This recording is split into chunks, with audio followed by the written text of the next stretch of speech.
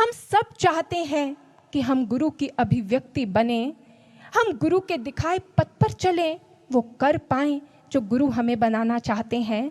गुरु भी यही चाहते हैं कि हम उनकी अभिव्यक्ति बने, परंतु फिर भाइयों और बहनों, कमी कहाँ रह जाती है? क्यों नहीं बन पाते हम गुरु की अभिव्यक्ति? क्या हो जाता है ऐसा कि गुरु की अभिव्यक्ति बनने निकलते हैं, लेकिन मार्ग की दूरी को ही तय नहीं कर पाते? क्या हो जाता है ऐसा? क्यों नहीं बन पाते? एक बार ऐसे ही प्रश्नों का झंझावात लेकर एक शिष्य, जो कृष्ण गोस्वामी जिनके गुरुदेव थे, उनका शिष्य कुलदानंद पहुंच गया अपने गुरुदेव के चरणों में। गुरुदेव के चरणों में जाकर लिपट गया, फूट फूट कर रोने लगा और एक ही स्वर छेड़ दिया, गुरुदेव, मैं क्यों नहीं वो कर पा रहा जो आप मुझे करवाना चाहते हैं? मैं क्यों नहीं वो बन पा रहा जो आप मुझे बनाना चाहते हैं? मैं प्रयास तो करता हूं, पर फिर मेरा हर प्रयास विफल क्यों हो जाता है? क्यों मेरे विकार मुझे विवश कर रहे हैं? गुरुदेव, मेरी रक्षा कीजिए, मेरी सहायता कीजिए, मुझे बताइए। उस समय गुरुदेव गंभीर हो गए और आज गंभीर स्वर में बोले, कुलदानंद। जैसे ही कुलदानंद ने अपने गुरु की ये गंभीर वाणी सुनी, अपना मस्तक ऊपर कर देखा, गुरु ने अपना एक हाथ आकाश की ओर उठा लिया था, मानो आज कोई घोषणा करने वाले थे। एकाएक गुरु की ओर देखकर एकटक उन्हें देख रहा है और तब गुरुदेव कहते हैं, कुलदानंद, आज मैं तुझे इस ब्रह्मांड का एक अकाट्य सत्य बता देना चाहता हूं। ध्यान से सुन। अगर इस ब्रह्मांड की छतरी तले कोई भी शिष्य किसी परिस्थिति, किसी संस्कार, किसी विकार को लेकर विवश हो जाता है, वो नहीं बन पाता जो गुरु उसे बनाना चाहते हैं, तो इसके केवल दो ही कारण हो सकते हैं। पहला कारण, या तो गुरु अधूरा है, गुरु केवल नाम का है, और दूसरा कारण, या तो शिष्य का शिष्यत्व अधूरा है। अब कुलदानंद, तू बता कि तेरी विवशता का इन दोनों में से क्या कारण है? गुरु ये कहकर मौन हो गए, लेकिन कुलदानंद ने अपने दोनों हाथ जोड़ दिए और उसके नेत्रों से अश्रुधारा बहने लगी। कहने लगा, गुरुदेव, ये कैसे कह दूं कि आप पे कमी है? निस्संदेह आप में कमी नहीं है। आप पर शक करना, आप पर संदेह करना तो ऐसा है गुरुदेव, जैसे मैं अपनी जननी पर संदेह करूं कि उन्होंने मुझे जन्म दिया था या नहीं। सत्य तो यह है, मैं ही अधूरा हूं, मैं ही अधूरा हूं, मेरा शिष्यत्व अधूरा है। मैं आपके मार्ग पर चल नहीं पा रहा, मेरे चलने में अधूरापन है। ये कहकर कुलदानंद गुरुदेव के चरणों में गिर गया, रोता जा रहा है और कहता है, गुरुदेव बताइए, फिर आप ही बताइए, इस अधूरेपन को कैसे दूर करूं? मैं क्या करूं जिससे मेरा ये शिष्यत्व पूर्ण हो जाए? मैं क्या करूं जिससे मैं वो कर पाऊं जो आप मुझसे करवाना चाहते हैं? मैं क्या करूं जिससे मैं वो बन जाऊं जो आप मुझे बनाना चाहते हैं?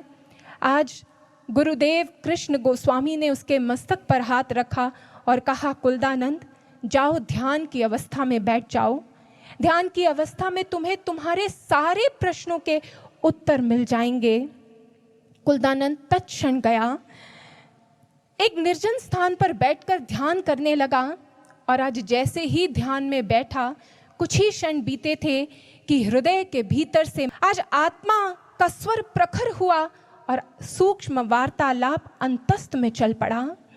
आज आत्मा ने प्रश्न किया कुलदानंद से, कुलदानंद, ये बता तू कौन है? कुलदानंद ने कहा, मैं शिष्य हूं। शिष्य? ये बता, शिष्य का अस्तित्व किससे होता है? शिष्य का अस्तित्व गुरु से होता है। फिर ये बता कुलदानंद कि एक शिष्य के जीवन में गुरु का क्या स्थान होना चाहिए? आज कुलदानंद ने भारी मन से कहा, प्रथम शब्द कह दिया और नेत्रों से अश्रुधारा बहने लगी, क्योंकि उसने प्रथम कह तो दिया, लेकिन अब आत्मा ने आगे फिर कहा, कुलदानंद, प्रथम कहा तो है, पर पूछ अपने आप से, क्या तूने गुरु को प्रथम स्थान दिया अपने जीवन में? क्या तूने उन्हें वो सम्मान दिया अपने जीवन में? याद कर, तू किसे देखकर आया था इस पथ पर चलने के लिए? गुरु को देखकर आया था, लेकिन गुरु के बनाए हुए संसार में ही भटक गया। भूल गया कि इन सब का अस्तित्व गुरु से है, गुरु का अस्तित्व इनसे नहीं है। तू भूल गया कि तुझे गुरु के लिए जीना था, गुरु के आदर्शों पर चलना था। गुरु ने तो पहले दिन ही तुझे अपना सब कुछ दे दिया था और तेरे हृदय के द्वार पर खड़े होकर इंतजार कर रहे थे कि कब तू द्वार खोले और वो तेरे हृदय आसन पर आकर विराजमान हो जाए। लेकिन तूने कभी इसे हृदय आसन पर बिठाया, कभी उसे हृदय आसन पर बिठाया और गुरु प्रतीक्षा ही करते रहे। बता, कैसे बन पाएगा तू वो जो गुरु तुझे बनाना चाहते हैं? गुरु ने तेरे अहंकार को तोड़ने के लिए तुझे सेवा के नियम में बांधा, क्योंकि सेवा ही वो औषधि है जो शिष्य को उसके अहंकार को कुंठित कर सकती है। लेकिन तूने क्या किया? तुझे गुरु ने सेवा नहीं, सेवाएं दी, लेकिन उन सेवाओं को प्राप्त कर तूने अभिमान, मान सम्मान के साथ उन सेवाओं को जोड़ दिया, अपनी महत्वाकांक्षाओं के साथ उन सेवाओं को जोड़ दिया। और उसका नतीजा क्या हुआ कि तूने उन सेवाओं को भी काम बना लिया।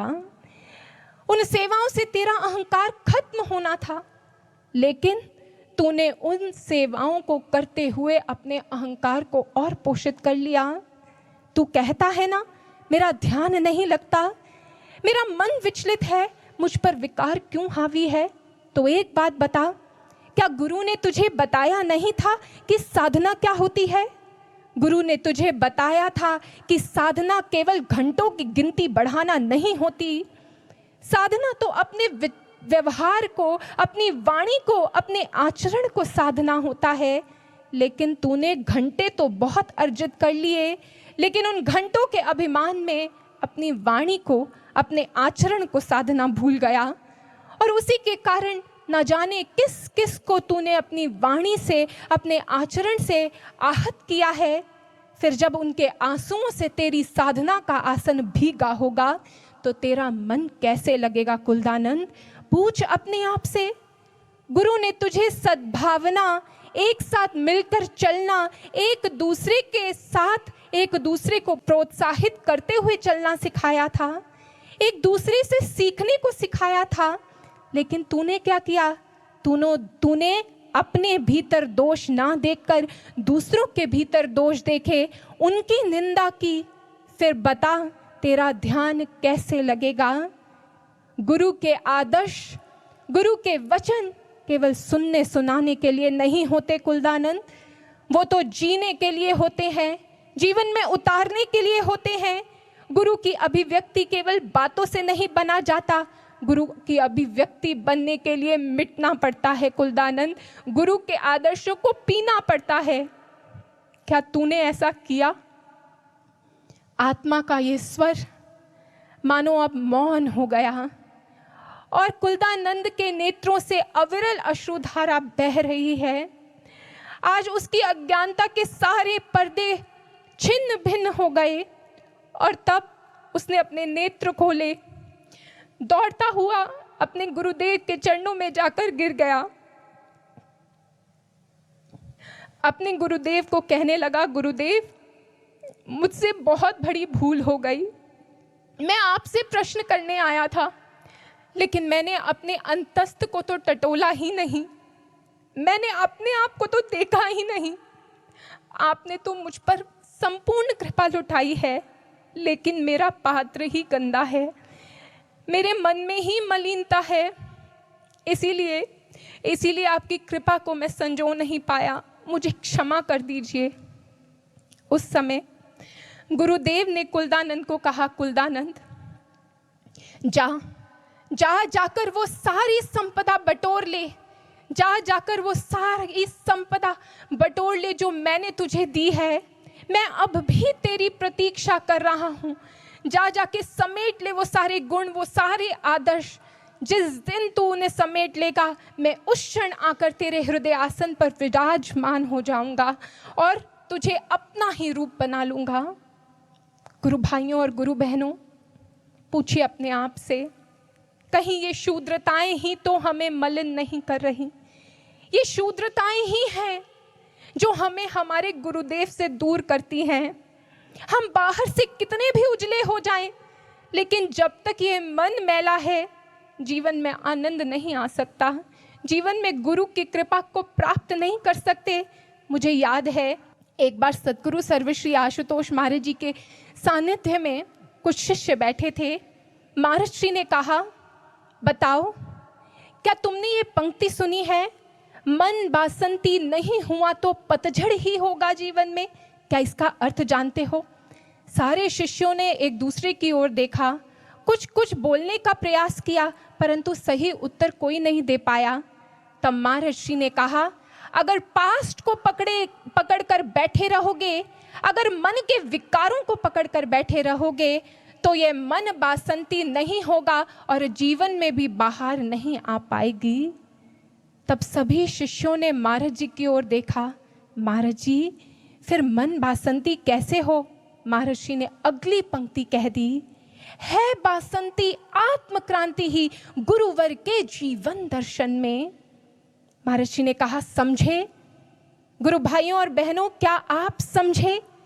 जीवन को, इस मन को बासंती बनाने के लिए गुरु का जीवन दर्शन, गुरु का व्यवहार बाहर से नहीं, वो गुरु जो आदर्शों की साक्षात प्रतिमूर्ति हैं, उन गुरु के आदर्शों को अपने जीवन में उतारना, अपने जीवन को उन आदर्शों के लिए मिटाना, उन आदर्शों को पी जाना, जज्ब कर लेना, ये है गुरु के मार्ग पर चलना।